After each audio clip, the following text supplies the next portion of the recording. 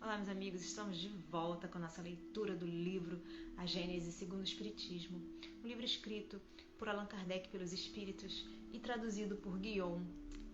Hoje a gente vai refletir sobre a seguinte questão: no que se baseia a terceira revelação? Né? E aí o livro fala da seguinte maneira: essa circunstância, de terceira revelação, inaudita na história das doutrinas, na qual todos temos acesso, todos teremos acesso às respostas que buscamos, lhe dá a forma excepcional e irresistível poder de ação. De fato, se a perseguirem num ponto, em determinado país, será materialmente impossível que a persigam em toda parte e em todos os países. Quer dizer que eles não podem formar um grupo de perseguição para todos os países do mundo, porque ela não tem um ponto central, ela não se baseia em uma seita, ela está espalhada pelo mundo, porque os espíritos eles podem ir para onde eles quiserem, fazer a comunicação deles. Em contraposição a um lugar onde lhe embaraçem a marcha, haverá 1000 outros em que florescerá. Ainda mais, se a ferirem num indivíduo, não poderão feri-la nos espíritos, que são a fonte de onde ela promana.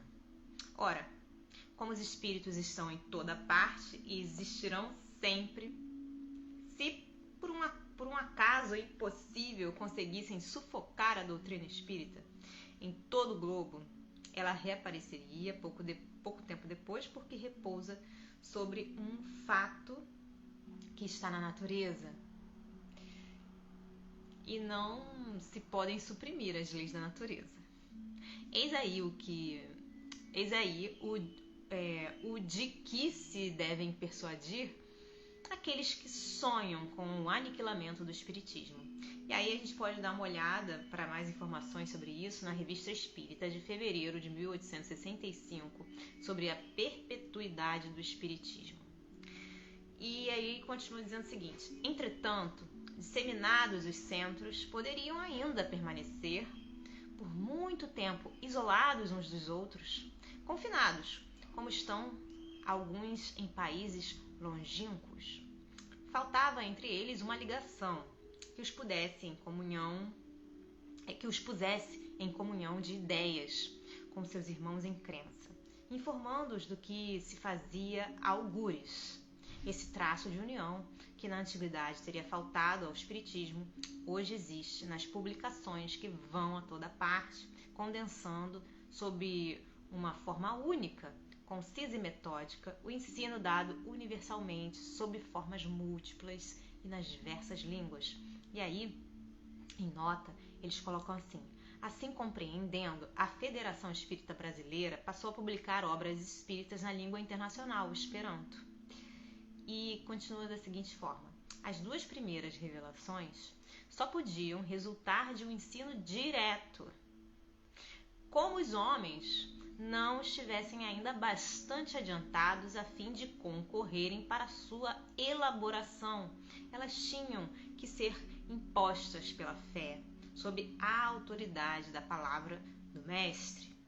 Contudo, notam-se entre as duas bem sensível diferença, devida ao progresso dos costumes e das ideias, se bem que feitas ao mesmo povo e no mesmo meio, mas com 18 séculos de intervalo, porque essa revelação, a terceira, foi dada no século XIX.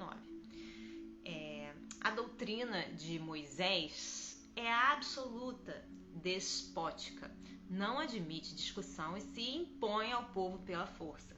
A de Jesus é essencialmente conselheira, é livremente aceita e só se impõe pela persuasão. Foi controvertida desde o tempo do seu fundador, que não desdenhava de discutir com os seus adversários. A terceira revelação, vinda numa época de emancipação e madureza intelectual, em que a inteligência já desenvolvida não se resigna a representar papel passivo, em que o homem nada aceita às cegas, mas quer ver aonde o conduzem, quer saber o porquê e o como de cada coisa, tinha ela que ser ao mesmo tempo o produto de um ensino e o fruto do trabalho, da pesquisa e do livre exame. Os espíritos não ensinam, senão justamente o que é mister para guiar o homem no caminho da verdade, mas abstém-se de revelar o que ele, homem, pode descobrir por si mesmo, deixando-lhe o cuidado de discutir, verificar e submeter tudo ao cadinho da razão, deixando mesmo, muitas vezes, que adquira a experiência à sua custa. Fornecem-lhe o princípio, os materiais. Cabe ao homem aproveitá-los e pô-los em prática. Bom, gente, ficamos por aqui por hoje. Espero que vocês estejam gostando dessa leitura tanto quanto eu. Um grande beijo a todos. Deus abençoe. Até a próxima. Tchau, tchau.